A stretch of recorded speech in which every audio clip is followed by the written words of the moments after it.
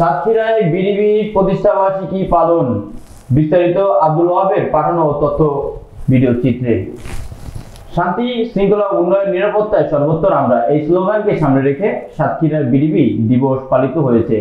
রোববার 5 জানুয়ারি সকাল 9:30টায় শহরের মুন্সিপাড়ায় আনসার ও বিডিপি কার্যালয়ে নানা আয়োজনের মধ্য দিয়ে দিবসটি পালন করা হয়। বেলুন উড়িয়ে দিবসটি শুভ উদ্বোধন করেন আনসার ও বিডিপির জেলা কমান্ডার মোহাম্মদ আশরাফুজ্জামান। এরপর একটি র্যালি বের হয়ে শহরের প্রধান সড়ক প্রদক্ষিণ শেষে পুনরায় কার্যালয়ের সামনে এসে মিলিত হয়।